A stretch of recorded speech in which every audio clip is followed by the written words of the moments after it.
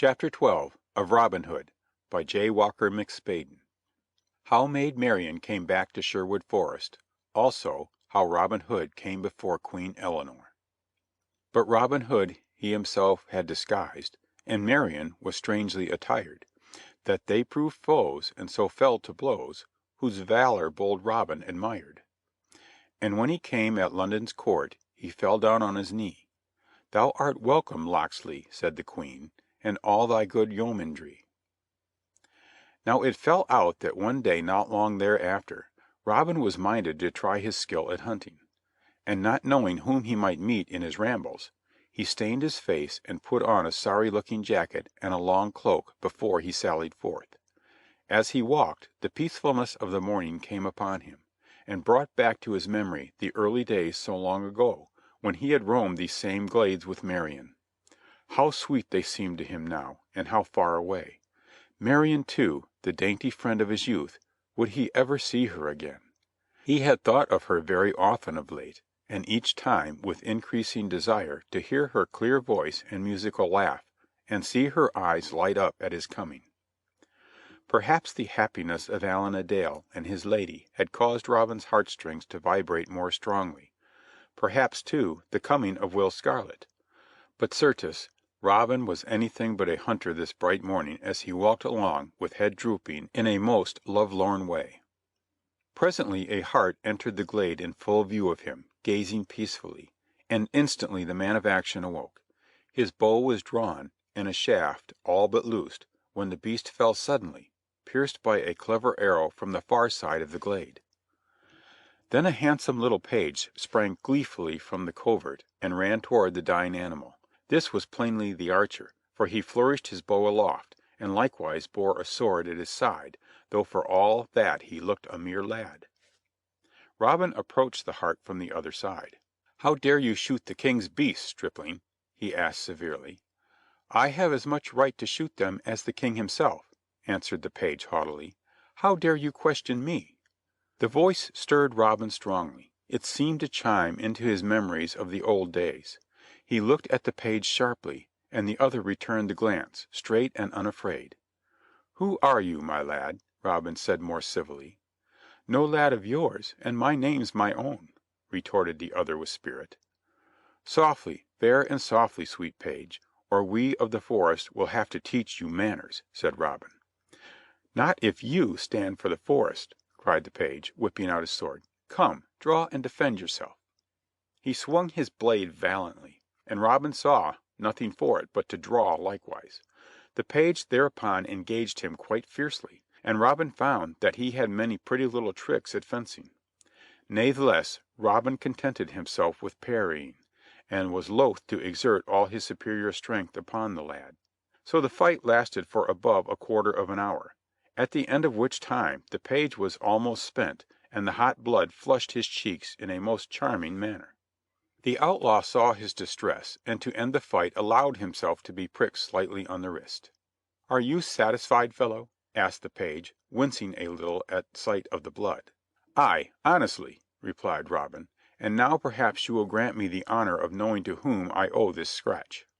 "I am Richard Partington, page to Her Majesty Queen Eleanor," answered the lad with dignity, and again the sound of his voice troubled Robin sorely. "Why come you to the greenwood alone, Master Partington?" The lad considered his answer while wiping his sword with a small lace kerchief. The action brought a dim, confused memory to Robin. The lad finally looked him again in the eye. "Forester, whether or no you be a king's man, know that I seek one Robin Hood, an outlaw, to whom I bring amnesty from the Queen. Can you tell me aught of him?" And while awaiting his answer he replaced the kerchief in his shirt. As he did so, the gleam of a golden trophy caught the outlaw's eye. Robin started forward with a joyful cry. "Aye, I know you now, by the sight of yon golden arrow won at the Sheriff's tourney. You are she on whom I bestowed it, and none other than Maid Marian." "You are—" gasped Marian, for it was she. "Not Robin?" "Robin's self," said he gaily, and forthwith, clad as he was in rags and stained of face, he clasped the dainty page close to his breast. And she forsooth yielded right willingly. "But, Robin, she exclaimed presently. "I knew you not, and was rude, and wounded you." "'Twas nothing," he replied laughingly, "so long as it brought me you." But she made more ado over the sore wrist than Robin had received for all his former hurts put together. And she bound it with the little kerchief, and said, "Now 'twill get well." And Robin was convinced she spoke the truth, for he never felt better in all his life. The whole woods seemed tinged with a roseate hue since Marion had come again. But she, while happy also, was ill at ease, and Robin, with a man's slow discernment, at last saw that it was because of her boy's attire. He thought bluntly that there was naught to be ashamed of, but smilingly handed her his tattered long cloak, which she blushingly put on, and forthwith recovered her spirits directly. Then they began to talk of each other's varied fortunes, and of the many things which had parted them. And so much did they find to tell that the sun had begun to decline well into the afternoon before they realized how the hours sped. "But I am a sorry host," exclaimed Robin, springing to his feet. "I have not once invited you to my wild roof." "And I am but a sorry page," replied Marion, "for I had clean forgot that I was Richard Partington, and really did bring you a message from Queen Eleanor. Tell me on our way home, and there you shall be entrusted to Mistress Dale, while the first of my men we meet will I send back for your deer." So she told him, as they walked back through the glade, how that the fame of his prowess had reached Queen Eleanor's ears in London town, and the Queen had said, "Fain would I see this bold yeoman, and behold his skill at the longbow." And the Queen had promised him amnesty if he and 4 of his archers would repair to London against the next tournament the week following, there to shoot against King Henry's picked men, of whom the King was right vain. All this Marion told in detail, and added, "When I heard Her Majesty say she desired to see you, I asked leave to go in search of you, saying I had known you once. And the Queen was right glad, and bade me go, and sent this gold ring to you from off her finger in token of her faith." Then Robin took the ring, and bowed his head and kissed it loyally. "By this token will I go to London town," quoth he, "and ere I part with the Queen's pledge, may the hand that bears it be stricken off at the wrist." By this time they were come to the grove before the cave, and Robin presented Maid Marian to the band, who treated her with the greatest respect. Will Scarlet was especially delighted to greet again his old-time friend, while Allan a Dale and his good wife bustled about to make her welcome in their tiny thatched cottage. That evening, after they had supped royally upon the very heart that Marian had slain, Allan sang sweet songs of northern minstrelsy to the fair guest as she sat by Robin's side, the golden arrow gleaming in her dark hair. The others all joined in the chorus, from Will Scarlet's baritone to Friar Tuck's heavy bass. Even Little John essayed to sing, although looked at threateningly by Much the miller's son. Then Robin bade Marian repeat her message from the Queen, which Marian did in a way befitting the dignity of her royal mistress. After which the yeomen gave 3 cheers for the Queen and 3 more for her page, and drank toast to them both, rising to their feet. "Ye have heard," quoth Robin, standing forth, "how that Her Majesty, whom God preserve, wishes but 4 men to go with me.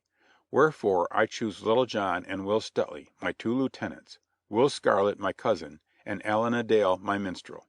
Mistress Dale also can go with her husband and be company for the Queen's page.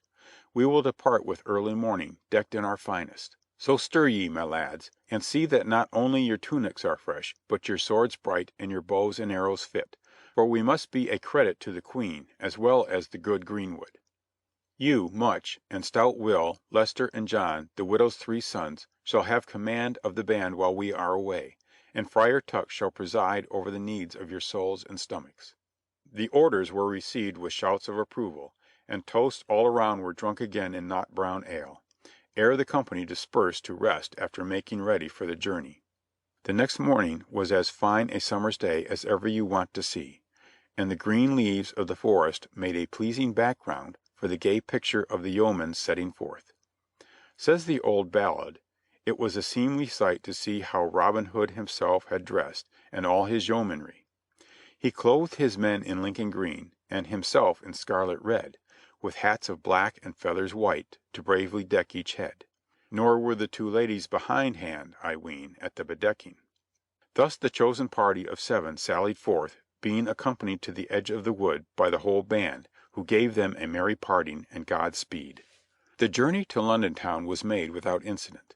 The party proceeded boldly along the King's highroad, and no man met them who was disposed to say them nay. Besides, the good Queen's warrant and ring would have answered for them, as indeed it did at the gates of London. So on they sped, and in due course came to the palace itself and awaited audience with the Queen. Now the King had gone that day to Finsbury Field, where the tourney was soon to be held, in order to look over the lists and see some of his picked men, whom he expected to win against all comers. So much had he boasted of these men that the Queen had secretly resolved to win a wager of him.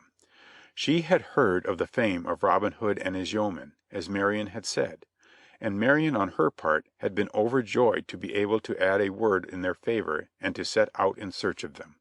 Today the Queen sat in her private audience room chatting pleasantly with her ladies, when in came Mistress Marion Fitzwalter, attired again as befitted her rank of lady in waiting.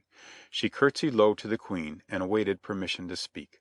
"How now," said the Queen, smiling, "is this my Lady Marion, or the page Richard Partington?" "Both, an it please your Majesty.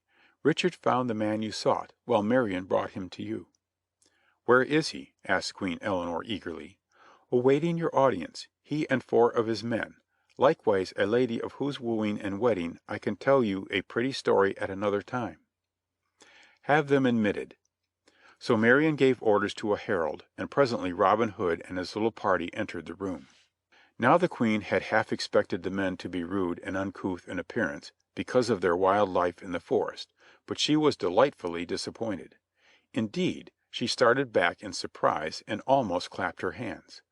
For, sooth to say, the yeomen made a brave sight, and in all the court no more gallant men could be found.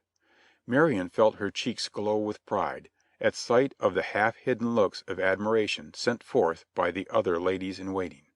Robin had not forgot the gentle arts taught by his mother, and he wore his fine red velvet tunic and breeches with the grace of a courtier.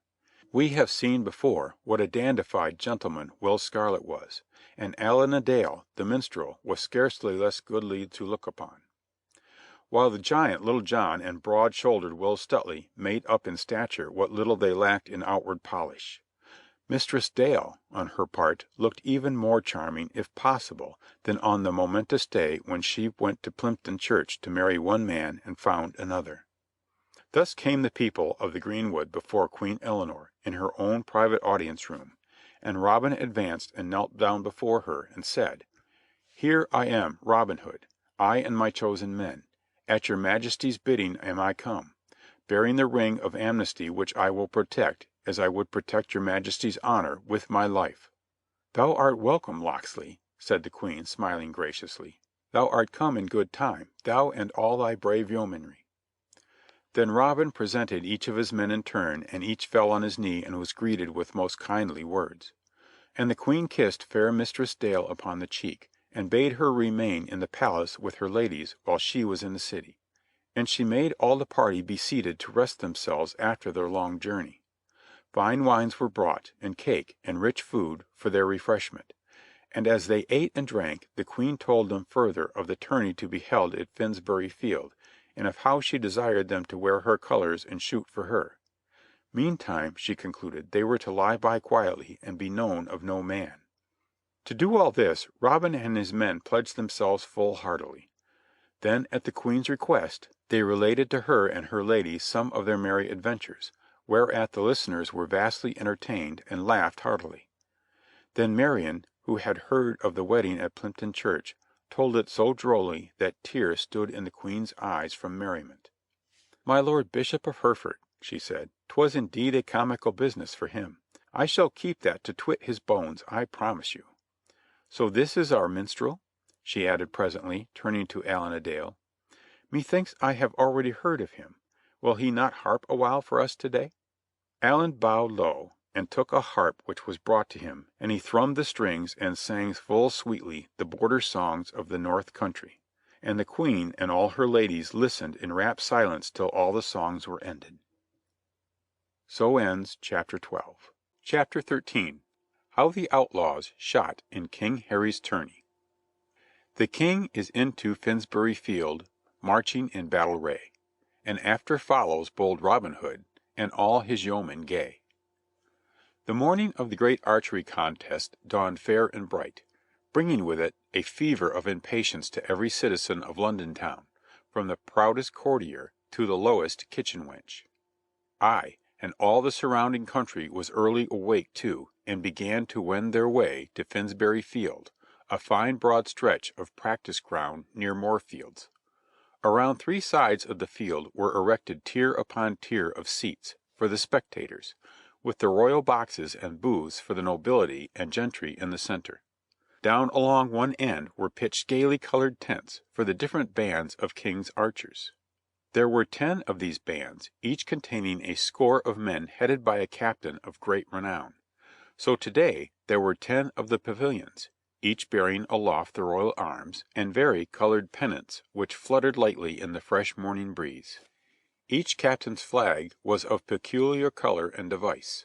First came the royal purple streamer of Tepus, own bow-bearer to the King, and esteemed the finest archer in all the land. Then came the yellow of Clifton of Buckinghamshire, and the blue of Gilbert of the White Hand, he who was renowned in Nottinghamshire, and the green of Elwin the Welshman, and the white of Robert of Cloudsdale. And after them 5 other captains of bands, each a man of proved prowess. As the Queen had said aforetime, the King was mightily proud of his archers, and now held this tourney to show their skill, and mayhap to recruit their forces. The uprising tiers of seats filled early, upon this summer morning, and the merry chatter of the people went abroad like the hum of bees in a hive. The royal party had not yet put in an appearance, nor were any of the King's archers visible. So the crowd was content to hide its impatience by laughing jibes passed from one section to another, and crying the colors of their favorite archers. In and out among the seats went hawkers, their arms laden with small pennants to correspond with the rival tents. Other vendors of pie and small cakes and cider also did a thrifty business, for so eager had some of the people been to get good seats, that they had rushed away from home without their breakfast. Suddenly the gates at the far end, next to the tents, opened wide, and a courier in scarlet and gold, mounted upon a white horse, rode in blowing lustily upon the trumpet at his lips, and behind him came 6 standard-bearers riding abreast. The populace arose with a mighty cheer. King Harry had entered the arena. He bestrode a fine white charger and was clad in a rich dark suit of slashed velvet with satin and gold facings. His hat bore a long curling ostrich plume of pure white, and he doffed it graciously in answer to the shouts of the people. By his side rode Queen Eleanor, looking regal and charming in her long brocade riding habit, while immediately behind them came Prince Richard and Prince John, each attired in knightly coats of mail and helmets. Lords and ladies of the realm followed, and finally the 10 companies of archers, whose progress round the field was greeted with hardly less applause than that given the King himself. The King and Queen dismounted from their steeds, ascended the steps of the royal box, and seated themselves upon 2 thrones, decked with purple and gold trapping, upon a dais sheltered by striped canvas. In the booths at each end the members of the court took their places, while comely pages ran hither and thither bearing the royal commands. 'Twas a lordly sight, I ween, these shifting of proud courtiers, flashing of jeweled fans, and commingling of bright colors with costly gems. Now the herald arose to command peace, and soon the clear note of his bugle rose above the roar of the crowd and hushed it to silence. The 10 score archers ranged themselves in 2 long rows on each side of the lists, a gallant array, while their captains, as a special mark of favor, stood near the royal box. "Come hither, Tepus," said the King to his bow-bearer. "Come, measure me out this line, how long our mark must be." "What is the reward?" then asked the Queen. "That will the herald presently proclaim," answered the King. "For first prize we have offered a purse containing 20 golden pounds, for second a purse containing 20 silver pennies, and for third a silver bugle, inlaid with gold. Moreover, if the King's companies keep these prizes, the winning companies shall have first 2 tons of Rhenish wine, second 2 tons of English beer, and third, 5 of the fattest harts that run on Dalham Lea. Methinks that is a princely wager," added King Harry laughingly. Up spake bold Clifton, secure in the King's favor. "Measure no marks for us, most sovereign liege," quoth he. "For such largesse as that, we'll shoot at the sun and the moon." "'Twill not be so far as that," said the King. "But get a line of good length, Tepus, and set up the targets at 10 score paces." Forthwith Tepus bowed low and set up 10 targets, each bearing the pennant of a different company, while the herald stood forth again and proclaimed the rules and prizes. The entries were open to all comers. Each man also of the King's archers should shoot 3 arrows at the target bearing the colors of his band, until the best bowman in each band should be chosen. These 10 chosen archers should then enter a contest for an open target, 3 shots apiece, and here any other bowman whatsoever was asked to try his skill. The result at the open targets should decide the tourney. Then all the people shouted again in token that the terms of the contest pleased them, and the archers waved their bows aloft and wheeled into position facing their respective targets. The shooting now began, upon all the targets at once, and the multitude had so much ado to watch them that they forgot to shout. Besides, silence was commanded during the shooting. Of all the fine shooting that morning I have not now space to tell you. The full score of men shot 3 times at each target, and then 3 times again to decide a tie. For, more than once, the arrow shot by one man would be split wide open by his successor. Each man's shaft bore his number to ease the counting, and so close would they stick at the end of a round that the target looked like a big bristle hairbrush. Then must the spectators relieve their tense spirits by great cheering, while the King looked mighty proud of his skilled bowmen. At last the company targets were decided, and Tepus, as was expected, led the score, having made 6 exact centers in succession. Gilbert of the White Hand followed with 5, and Clifton with 4.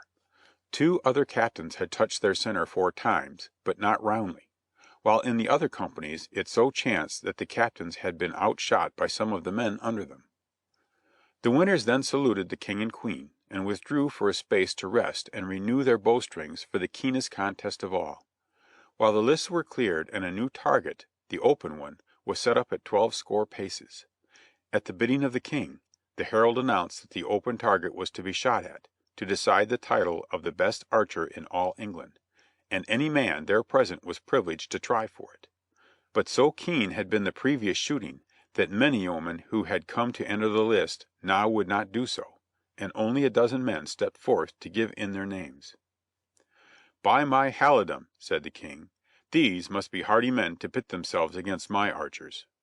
"Think you that your 10 chosen fellows are the best bowmen in all England?" asked the Queen. "Aye, and in all the world beside," answered the King, "and thereunto I would stake 500 pounds."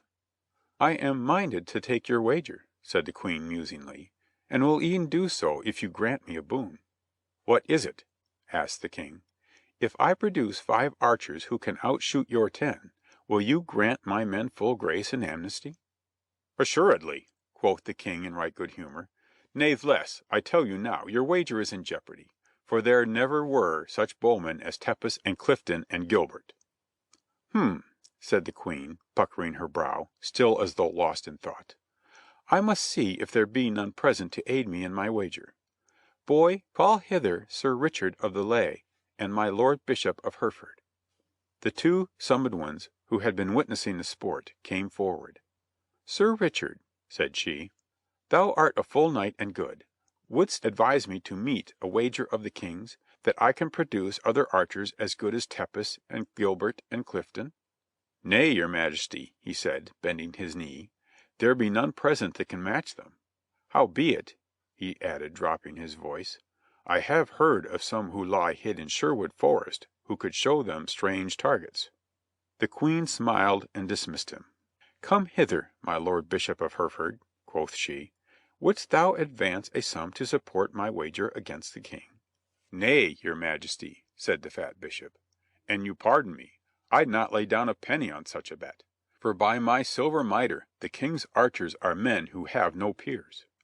"But suppose I found men whom thou knewest to be masters at the bow," she insisted roguishly, Wouldst thou not back them?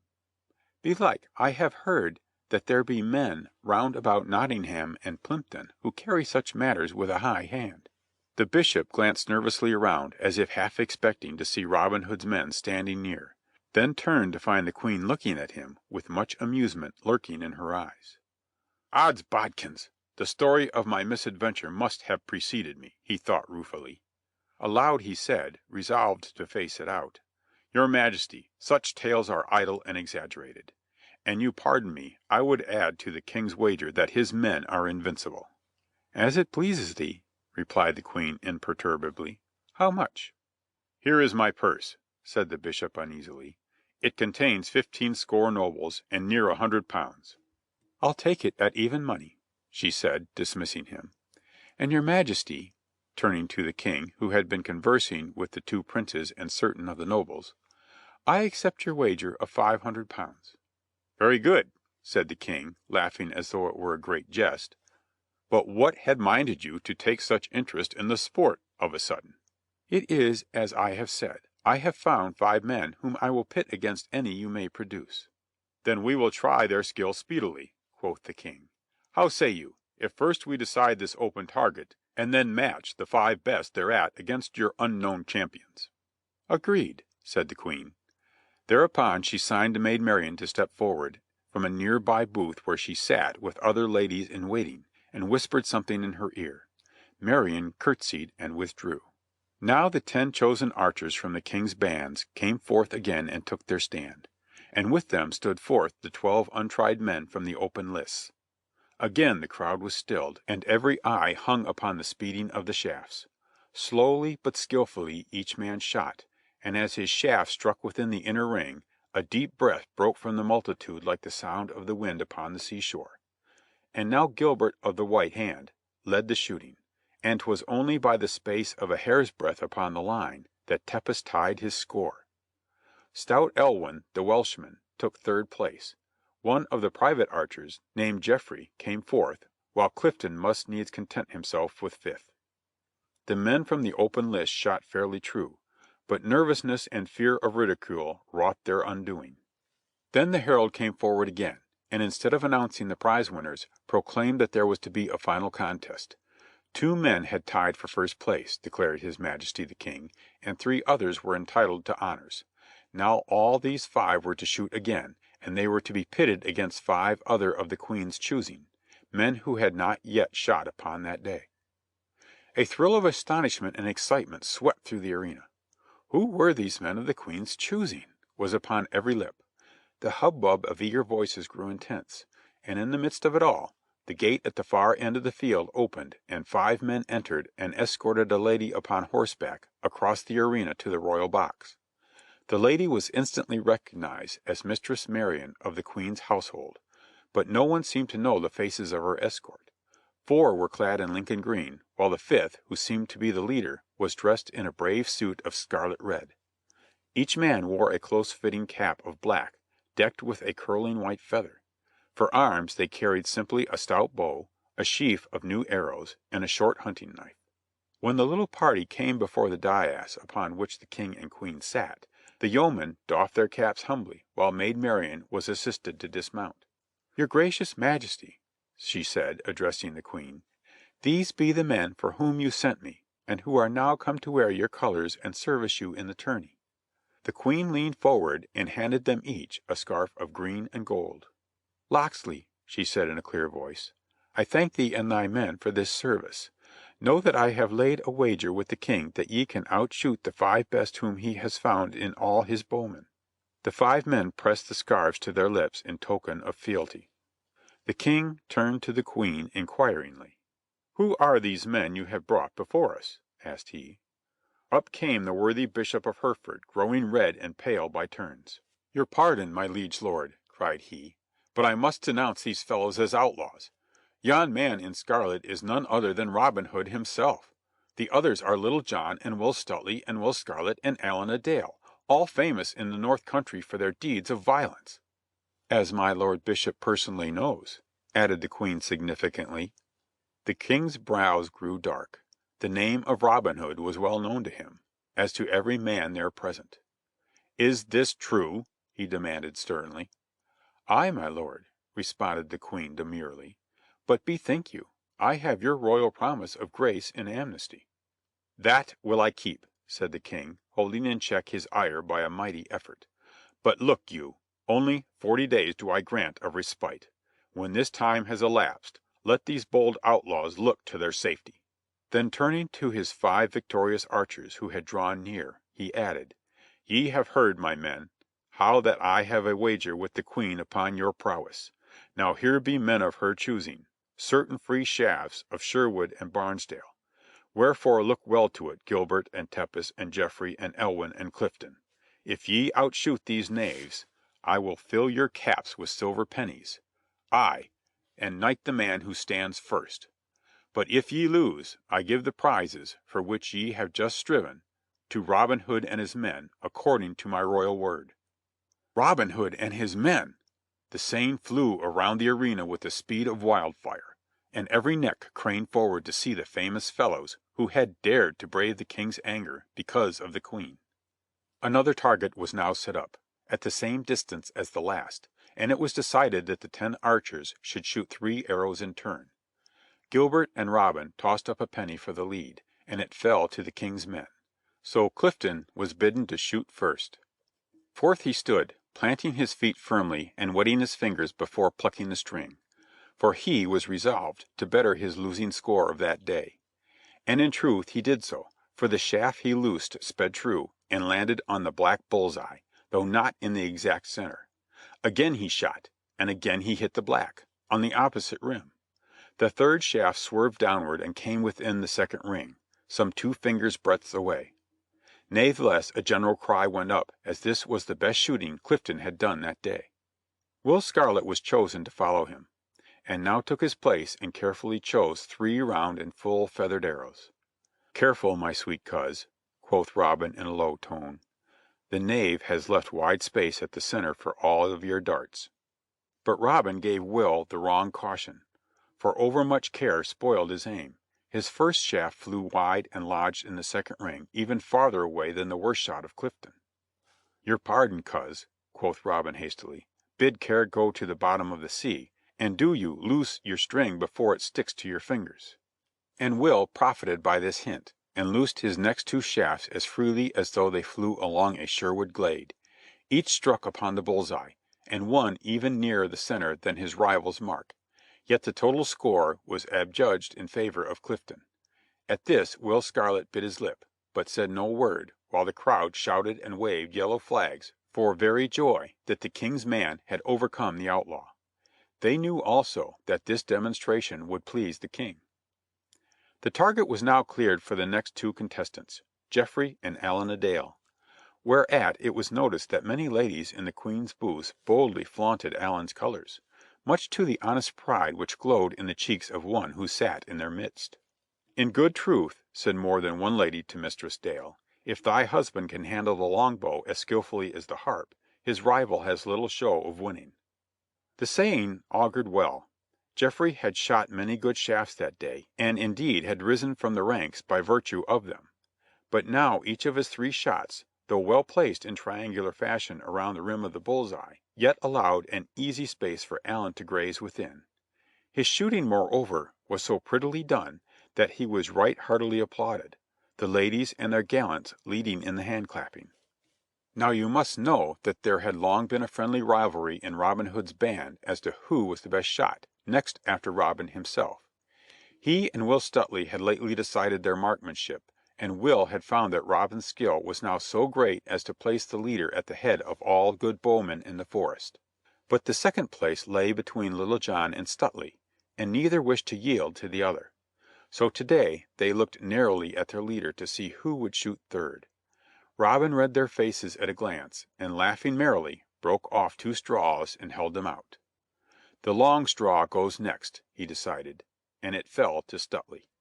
Elwyn the Welshman was to precede him, and his score was no whit better than Geoffrey's. But Stuteley failed to profit by it. His besetting sin in archery had ever been an undue haste and carelessness. Today these were increased by a certain moodiness, that Little John had outranked him. So his first 2 shafts flew swiftly, one after the other, to lodging places outside the Welshman's mark. "Man, man," cried Robin entreatingly, "you do forget the honor of the Queen, and the credit of Sherwood." "I ask your pardon, master," quoth Will humbly enough, and loosing as he spoke his last shaft. It whistled down the course unerringly and struck in the exact center, the best shot yet made. Now some shouted for Stuteley and some shouted for Elwin, but Elwin's total mark was declared the better. Whereupon the King turned to the Queen. "What say you now?" quoth he in some triumph. "2 out of the 3 first rounds have gone to my men. Your outlaws will have to shoot better than that in order to save your wager." The Queen smiled gently. "Yea, my lord," she said, "but the twain who are left are able to do the shooting. You forget that I still have Little John and Robin Hood." "And you forget, my lady, that I still have Tepus and Gilbert." So each turned again to the lists and awaited the next rounds in silent eagerness. I ween that King Harry had never watched the invasion of an enemy with more anxiety than he now felt. Tepus was chosen to go next, and he fell into the same error with Will Scarlet. He held the string a moment too long, and both his first and second arrows came to grief. One of them, however, came within the black rim, and he followed it up by placing his third in the full center, just as Stuteley had done in his last. These 2 centers were the fairest shots that had been made that day, and loud was the applause which greeted this second one. But the shouting was as nothing to the uproar which followed Little John's shooting. That good-natured giant seemed determined to outdo Tepus by a tiny margin in each separate shot. For the first and the second shafts grazed his rivals on the inner side, while the third Little John did the old trick of the forest. He shot his own arrow in a graceful curve which descended from above Tepus's final center shaft with a glancing blow that drove the other out and left the outlaws in its place. The King could scarce believe his eyes.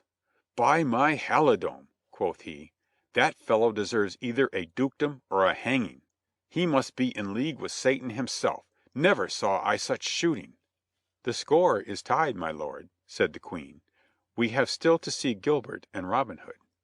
Gilbert now took his stand and slowly shot his arrows, one after another, into the bull's eye. 'Twas the best shooting he had done yet, but there was still the smallest of spaces left, if you looked closely, at the very center. "Well done, Gilbert," spoke up Robin Hood. "You are a foeman worthy of being shot against." He took his own place as he spoke. "Now if you had placed one of your shafts there," loosing one of his own, "and another there," out sped the second, "and another there," the third was launched. Mayhap the King would have declared you the best bowman in all England. But the last part of his merry speech was drowned in the wild tumult of applause which followed his exploit. His first 2 shafts had packed themselves into the small space left at the bull's eye, while his third had split down between them, taking half of each and making all 3 appear from a distance as one immense arrow. Up rose the King in amazement and anger. "Gilbert is not yet beaten," he cried. "Did he not shoot within the mark thrice? And that is allowed a best in all the rules of archery." Robin bowed low. "As it please your Majesty," quoth he, "but may I be allowed to place the mark for the second shooting?" The King waved his hand sullenly. Thereupon Robin prepared another old trick of the greenwood, and got him a light peeled willow wand, which he set in the ground in place of the target. "There, friend Gilbert," cried he gaily, "belike you can hit that." "I can scarce see it from here," said Gilbert, "much less hit it. Natheless, for the King's honor, I will try." But this final shot proved his undoing, and his shaft flew harmlessly by the thin white streak. Then came Robin to his stand again, and picked his arrow with exceeding care, and tried his string. Amid a breathless pause he drew the good yew bow back to his ear, glanced along the shaft, and let the feathered missile fly. Straight it sped, singing a keen note of triumph as it went. The willow wand was split in twain, as though it had met a hunter's knife. "Verily, I think your bow is armed with witchcraft," cried Gilbert, "for I did not believe such shooting possible." "You should come to see our merry lads in the greenwood," retorted Robin lightly, "for willow wands do not grow upon the cobblestones of London town." Meanwhile the King in great wrath had risen to depart, first signing the judges to distribute the prizes. Never a word said he, of good or ill, to the Queen, but mounted his horse, and followed by his sons and knights rode off the field. The archers dropped upon one knee as he passed, but he gave them a single baleful look and was gone. Then the Queen beckoned the outlaws to approach, and they did so and knelt at her feet. "Right well have ye served me," she said, "and sorry am I that the King's anger is aroused thereby. But fear ye not, his word and grace hold true. As to these prizes ye have gained, I add others of my own. The wagers I have won from his Majesty the King, and from the Lord Bishop of Hereford. Buy with some of these moneys the best swords ye can find in London for all your band, and call them the swords of the Queen, and swear with them to protect all the poor and the helpless and the womenkind who come your way." "We swear," said the five yeomen solemnly. Then the Queen gave each of them her hand to kiss, and arose and departed with all her ladies. And after they were gone, the King's archers came crowding around Robin and his men, eager to get a glimpse of the fellows about whom they had heard so much. And back of them came a great crowd of the spectators, pushing and jostling in their efforts to come nearer.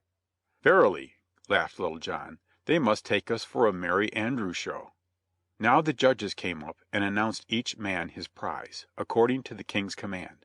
To Robin was give the purse containing 20 golden pounds, to Little John the 20 silver pennies, and to Allan a Dale the fine inlaid bugle, much to his delight, for he was skilled at blowing sweet tunes upon the horn hardly less than handling the harp strings. But when the Rhenish wine and the English beer and hearts of Dalham Lee were spoken of, Robin said, "Nay, what need we of wine or beer so far from the greenwood? And 'twould be like carrying coals to Newcastle to drive those hearts to Sherwood.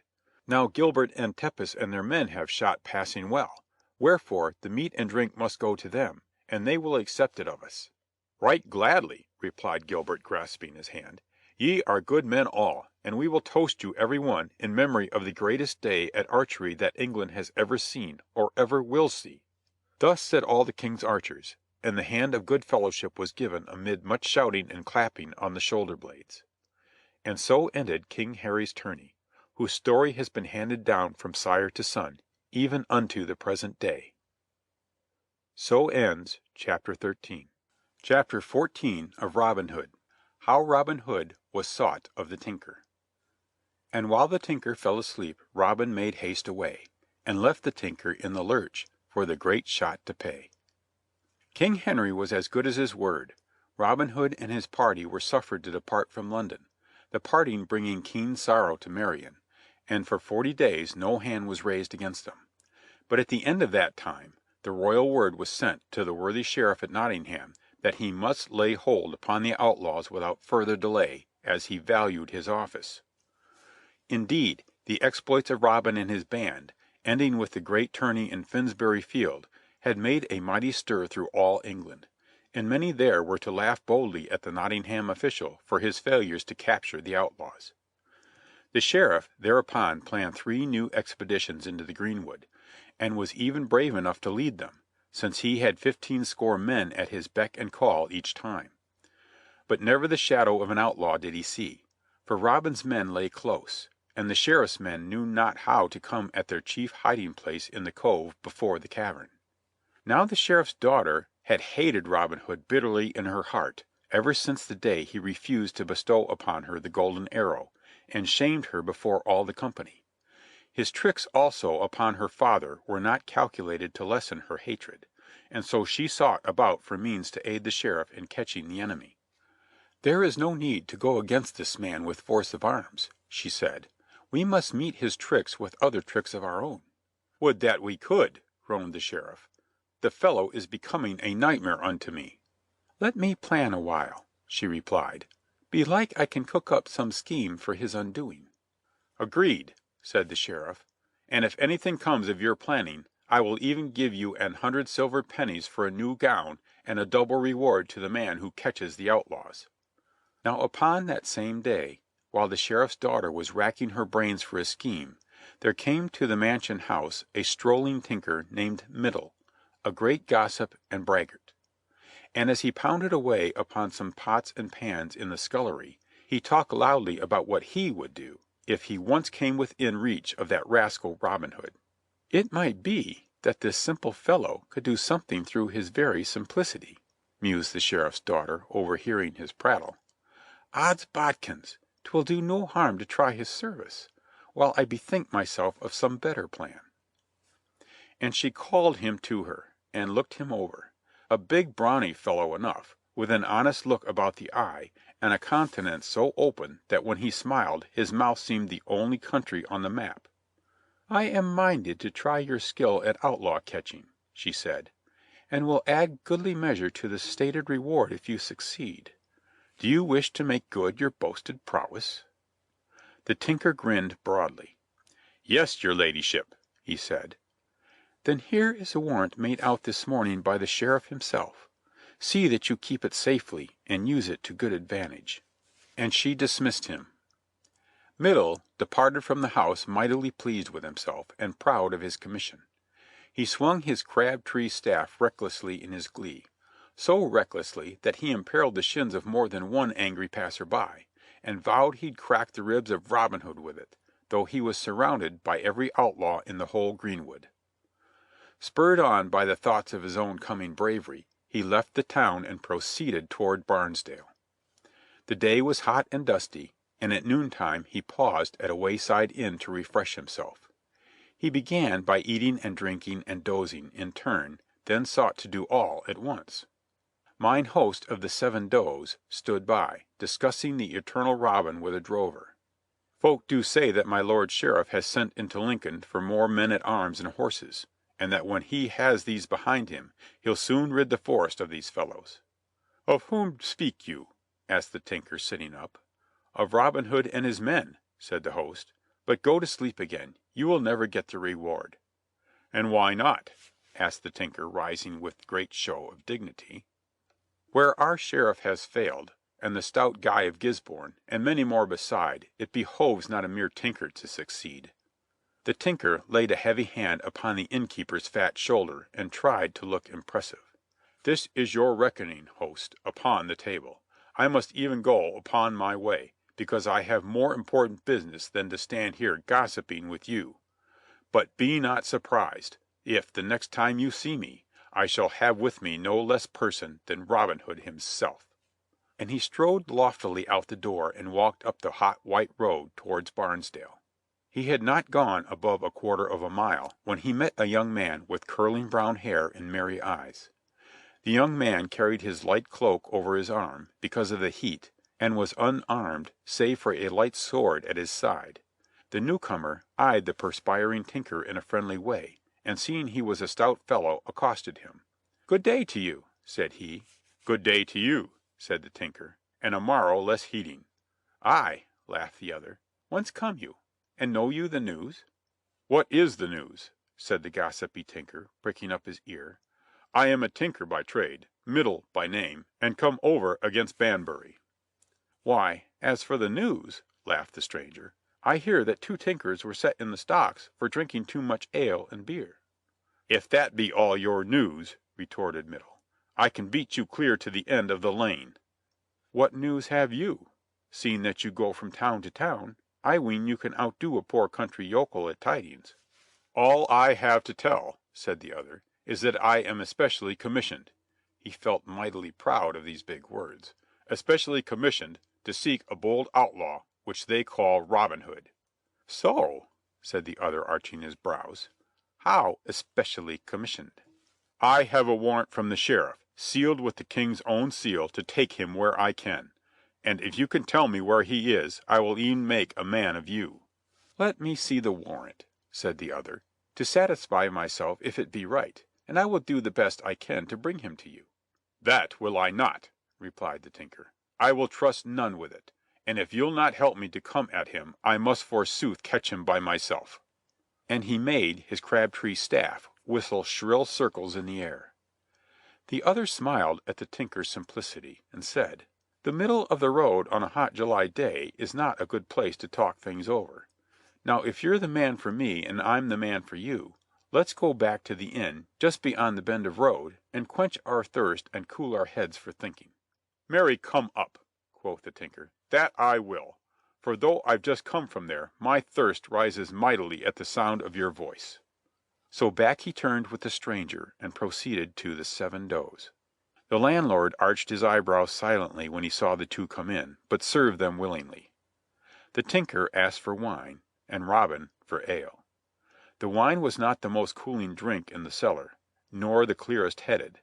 Natheless the tinker asked for it, since it was expensive and the other man had invited him to drink.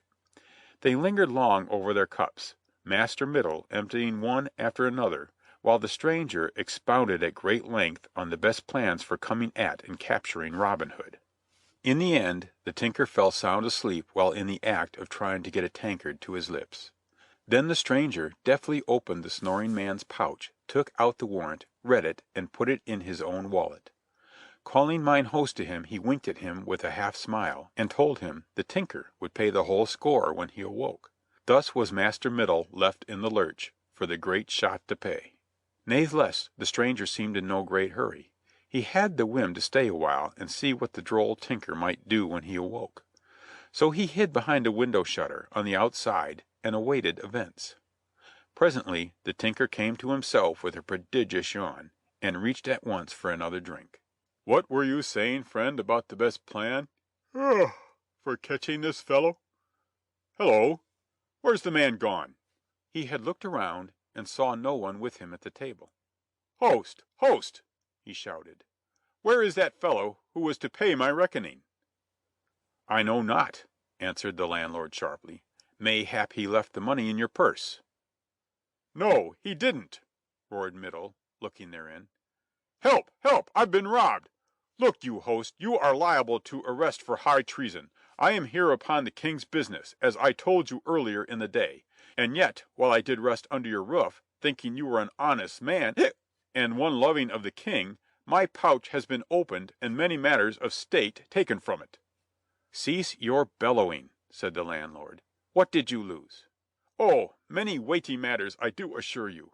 I had with me, item, a warrant, granted under the hand of my Lord High Sheriff of Nottingham, and sealed with the King's own seal, for the capture and arrest and overcoming of the notorious rascal one Robin Hood of Barnesdale. Item, 1 crust of bread. Item, 1 lump of solder. Item, 3 pieces of twine. Item, 6 single keys, useful withal. Item, 12 silver pennies, the which I earned this week in fair labor. Item—" "Have done with your items," said the host, "and I marvel greatly to hear you speak in such fashion of your friend Robin Hood of Barnesdale, for was he not with you in all good fellowship?" "What? That Robin Hood?" gasped Middle with staring eyes. "Why did you not tell me?" "Faith, I saw no need of telling you. Did you not tell me the first time you were here today that I need not be surprised if you came back with no less person than Robin Hood himself?" "Jesu, give me pardon," moaned the tinker. "I see it all now. He got me to drinking, and then took my warrant, and my pennies, and my crust." "Yes, yes," interrupted the host, "I know all about that. But pay me the score for both of you." "But I have no money, gossip. Let me go after that vile bag of bones, and I'll soon get it out of him." "Not so," replied the other. "If I waited for you to collect from Robin Hood, I would soon close up shop." "What is the account?" asked Middle. 10 shillings, just." "Then take here my working bag and my good hammer too, and if I light upon that knave, I will soon come back after them." "Give me your leathern coat as well," said mine host. "The hammer and bag of tools are as naught to me." "Gray mercy!" cried Master Middle, losing what was left of his temper. "It seems that I have escaped one thief only to fall into the hands of another. If you will but walk with me out into the middle of the road, I will give you such a crack as shall drive some honesty into your thick skull." "You are wasting your breath and my time," retorted the landlord. "Give me your things, and get you gone after your man, speedily." Middle thought this to be good advice, so he strode forth from the Seven Does in a black mood. Ere he had gone half a mile, he saw Robin Hood walking demurely among the trees a little in front of him. "Ho there, you villain!" roared the tinker. "Stay your steps. I am desperately in need of you this day." Robin turned about with a surprised face. "What knave is this?" he asked gently, "who comes shouting after me?" "No knave at all," panted the other, rushing up, "but an honest man who would have that warrant and the money for drink."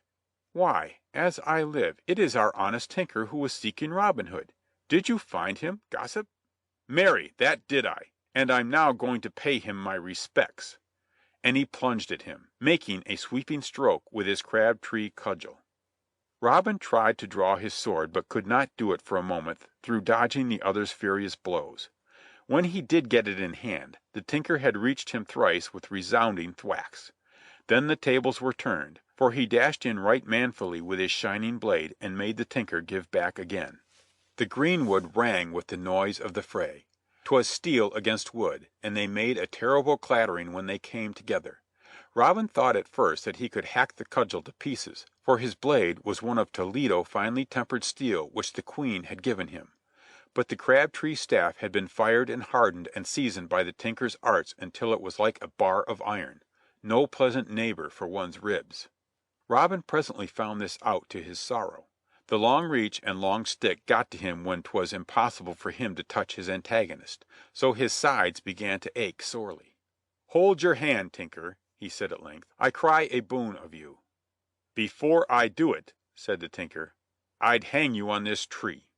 But even as he spoke, Robin found the moment's grace for which he longed, and immediately grasped his horn and blew the three well-known blasts of the greenwood.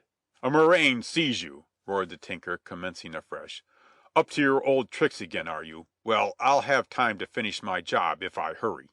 But Robin was quite able to hold his own at a pinch, and they had not exchanged many lunges and passes when up came Little John and Will Scarlet and a score of yeomen at their heels. Middle was seized without ceremony, while Robin sat himself down to breathe. "What is the matter," quoth Little John, "that you should sit so weariedly upon the highway side?"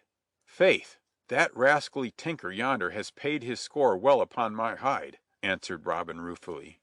"That tinker, then," said Little John, "must be itching for more work. Fain would I try if he can do as much for me." "Or me," said Will Scarlet, who, like Little John, was always willing to swing a cudgel. "Nay," laughed Robin, "belike I could have done better an he had given me time to pull a young tree up by the roots. But I hated to spoil the Queen's blade upon his tough stick, or no less tough hide. He had a warrant for my arrest which I stole from him."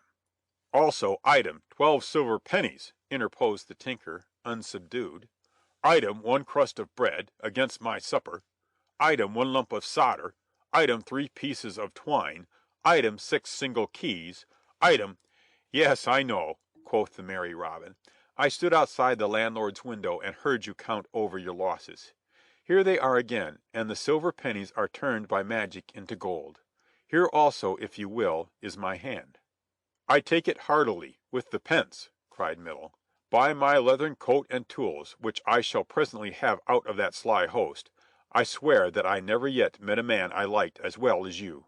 And you and your men here will take me. I swear I'll serve you honestly. Do you want a tinker? Nay, but verily you must. Who else can mend and grind your swords and patch your pannikins, and fight too when occasions serve? Mend your pots, mend your pans!" And he ended his speech with the sorniest cry of his craft. By this time the whole band was laughing uproariously at the tinker's talk. "What say you, fellows?" asked Robin. "Would not this tinker be a good recruit?" "That he would," answered Will Scarlet, clapping the new man on the back. "He will keep Friar Tuck and Much the miller's son from having the blues." So amid great merriment and right good fellowship the outlaws shook Middle by the hand, and he took oath of fealty, and thought no more of the Sheriff's daughter. So ends chapter 14.